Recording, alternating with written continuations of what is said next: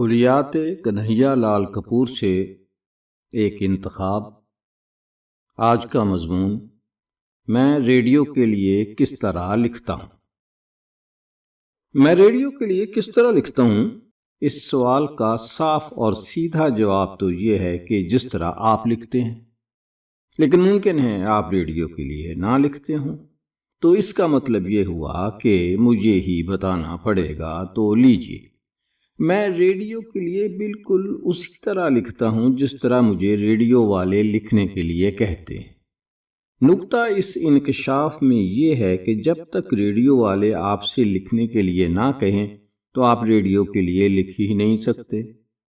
اگر آپ محض ادیب ہیں تو سمجھ لیجئے کہ آپ ریڈیو کے لیے کبھی نہیں لکھ سکتے، یعنی آپ کی ادبی حیثیت ریڈیو والوں کی نگاہ میں صفر تسلیم کی جائے گی۔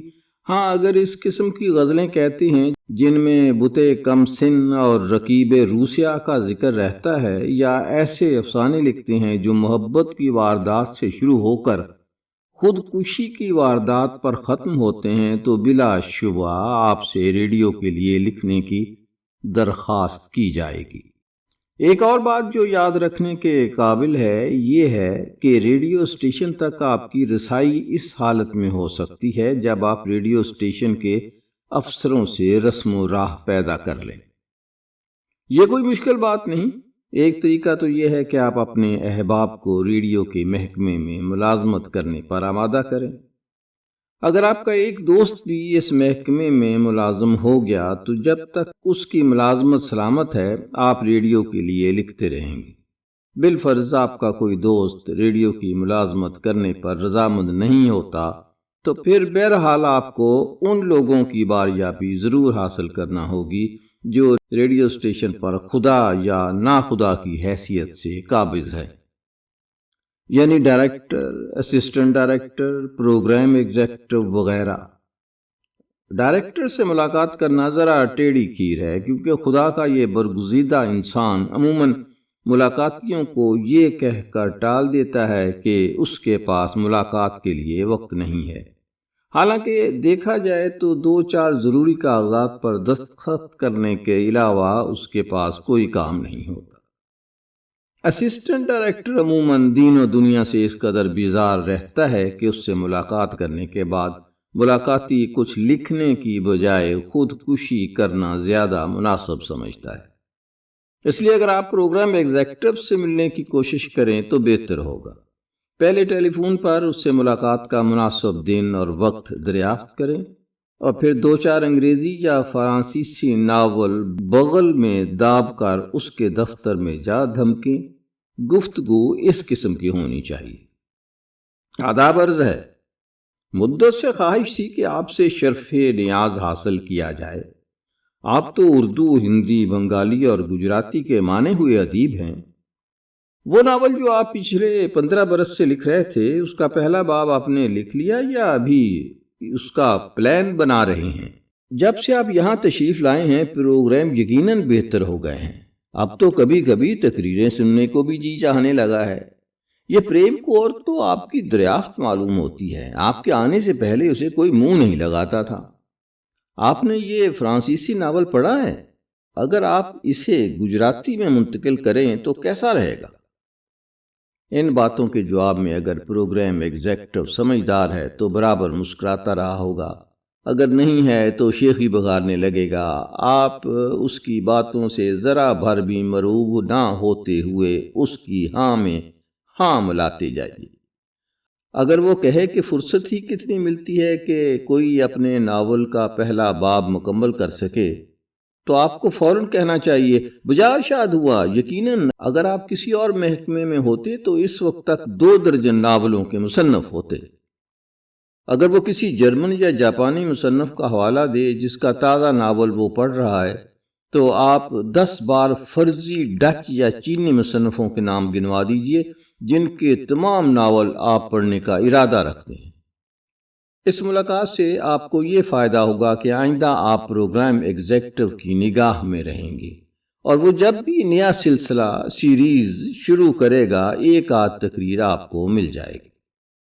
دوسری بات جو آپ کو اچھی طرح سمجھ لینی چاہیے یہ ہے کہ ریڈیو والے ہمیشہ تقاریر کے سلسلے تجویز کرتے ہیں۔ مثلا سلسلہ ہوگا کیسے چلتی ہے، اور اس میں تقاریر کے عنوانات ہوں گے کھوٹی اٹھنی کیسے چلتی ہے، زنگ خوردہ بندوق، بات سے بات، پنڈت جی کی بھیلی، بد مزاج بیوی کی زبان۔ تو آگے آپ خود ہی لگاتے جائیں نا کیسے چلتی ہے۔ اب آپ اس پر نہ جائیے کہ یہ سلسلہ کتنا مضحکہ خیز ہے یا اس میں تقاریر کے عنوانات کتنے عجیب و غریب ہیں، بلکہ فکر ہر کس بقدر ہمت اوست کے مصداق اسے نظر انداز کر دیجئے اور چپکے سے تقریر لکھ ڈالیے۔ اس زمن میں ایک انکشاف آپ کی مدد کر سکتا ہے، وہ یہ کہ قریب ہر ریڈیو اسٹیشن ایک ہی قسم کے سلسلے نشر کرتا ہے، اس لیے آپ غور سے ہر اسٹیشن کا پروگرام سنیے، کوئی نہ کوئی وہی تقریر نشر کر رہا ہوگا کہ جو آپ کو کرنا ہے، اس لیے آپ وہ ساری کی ساری تقریر نوٹ کر لیجئے اور پھر تاریخ مقررہ پر نشر فرما دیجئے۔ بعض اوقات تقریر کے نئے سلسلے پر کسی مشہور شاعر کا کوئی چلتا ہوا مصرع چسپاں کیا جاتا ہے، مثال کے طور پر یہ نہ تھی ہماری قسمت کہ ایک ہم خاک روب ہوتے، ہم چڑی مار ہوتے، ہم سمجھدار ہوتے، یا یوں بھی ہو سکتا ہے کہ تنگ دستی اگر نہ ہو غالب، بے حیائی ہزار نعمت ہے، بد دماغی ہزار نعمت ہے۔ جب صورتحال یہ ہو تو آپ غالب کی روح سے معذرت کیے بغیر تقریر کا آغاز کر دیں، کیونکہ اگر آپ یہ سوچنے لگے کہ غالب مرحوم پر جنت میں کیا گزرے گی تو آپ تقریر نہیں کر سکیں گے۔ تقاریر کے علاوہ ریڈیو والے آپ سے فیچر اور ڈرامے بھی لکھواتے ہیں۔ فیچر ریڈیو کی خاص ایجاد ہے، اس کو عام طور پر وہ لوگ لکھتے ہیں جو فیچر سے بہتر چیز لکھنے کے اہل نہیں، چونکہ معاوضہ کافی ملتا ہے، اس لیے فیچر نویسی ہرگز خسارے کا سودا نہیں۔ فیچر موسموں، شہروں، کھٹملوں اور گلہریوں پر لکھے جاتے ہیں۔ کسی خاص موسم پر فیچر لکھنے کا آسان طریقہ یہ ہے کہ اس موسم سے متعلق جتنے گیت، نظمیں یا غزلیں ملیں انہیں اکٹھا کر لیجئے اور پھر 5-10 سطور خود لکھیے اور ایک سطر کے بعد 2-3 بلکہ 4 گیت نقل کرتے جائیے۔ مثلا آپ کو بسنت پر فیچر لکھنا ہے تو زیادہ سے زیادہ آپ کو مندرجہ ذیل تبازات فکرے لکھنا ہوں گے۔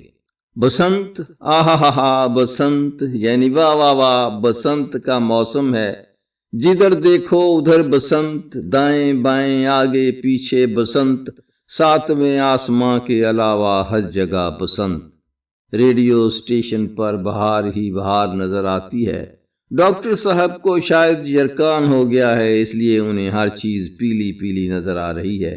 وہ دیکھیے، ارے وہ بسنتی کپڑوں میں ملبوس خوبصورت لڑکیاں بسنت کے گیت گا رہی ہیں اور ادھر بدصورت لڑکے ان کا منہ چڑھا رہے ہیں۔ آئیے یہاں سے کہیں دور بھاگ جائیں ورنہ ہمیں یہ گیت سننا پڑے گا۔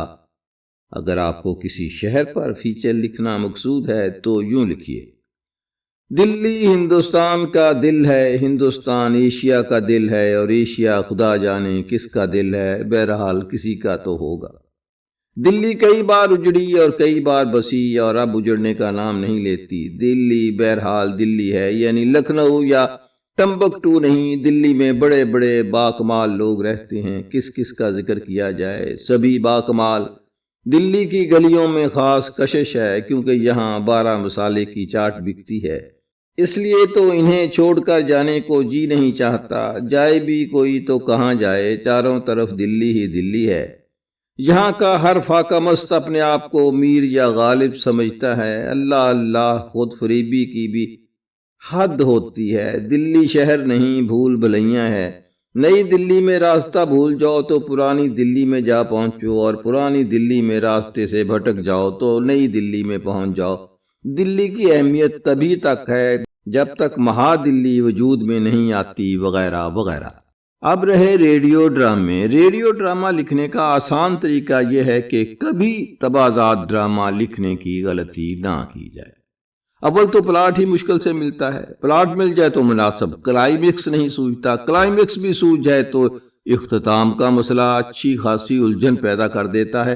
ان مشکلوں سے بچنے کا آسان طریقہ یہ ہے کہ آپ ہمیشہ کسی انگریزی انتخاب کی طرف رجوع کیجئے جس کا نام ہو 1955 کے بہترین ناٹک، 19ویں صدی کے مشہور ایک ایکٹ کے ڈرامے۔ اس کتاب سے پلاٹ، کردار، زبان اڑا کر انہیں ہندوستانیت کا رنگ دے دیجئے۔ اگر اصل ڈرامے کا نام ہے کھٹے انگور تو آپ اس کا نام رکھ دیجئے میٹھا آلو بخارا۔ لیجئے ڈرامہ تیار ہو گیا۔ معمولی ترمیمیں تو ہوں گی ہی، مثلا ہیرو کا نام ولیم کی بجائے ولی علیم ہوگا اور ہیروئن للی کی بجائے لیلا کے نام سے پکاری جائے گی۔ اگر آپ ایسا ڈرامہ لکھ دیں گے تو نہ صرف ریڈیو والے آپ کی ذہانت کی داد دیں گے بلکہ مبلغ 30 روپے کا چیک بھی آپ کی خدمت میں پیش کریں گے۔ ایک آخری بات اور یاد رکھیے، جب کبھی آپ ریڈیو پر تقریر کریں یا آپ کا لکھا ہوا کوئی فیچر یا ڈرامہ نشر کیا جائے تو اس سے اگلے دن آپ اپنے احباب کو لکھیں کہ وہ آپ کی تقریر، ڈرامے یا فیچر کے بارے میں تعریفی خطوط ریڈیو اسٹیشن کے نام بھجوائیں۔ اگر ہو سکے تو 6-7 خطوط آپ خود لکھ کر فرضی ناموں کے تحت ڈائریکٹر صاحب کو بھجوا دیں۔ مضمون یہ ہونا چاہیے: محترمی، بڑی مدت کے بعد آپ کے اسٹیشن سے ایک اچھا فیچر سننے کو ملا۔ میری مراد میر معلوم ہے کلندر تھا سے ہے۔ ملنگ شمشانوی صاحب نے میر کی کلندری کا نقشہ جن الفاظ میں کھینچا ہے وہ بعین ہی میر کے اپنے الفاظ ہی ہیں۔ امید ہے آپ یہی فیچر دوبارہ بلکہ 6 بارہ سنوائیں گے۔ ہاں، اگر مناسب سمجھیں تو ملنگ صاحب سے کہیں کہ ایک فیچر پھرتے ہیں میر خار کوئی پوچھتا نہیں پر آپ کو لکھ دیں۔ تو لیجئے، یہ ہے ریڈیو کے لیے لکھنے کی تکنیک۔ اللہ توفیق دے تو آپ بھی ریڈیو کے لیے لکھا کیجئے، دلچسپ شغل ہے۔ اور پھر جیسا کہ ملنگ صاحب نے کہا ہے، آم کے آم گٹلیوں کے دام۔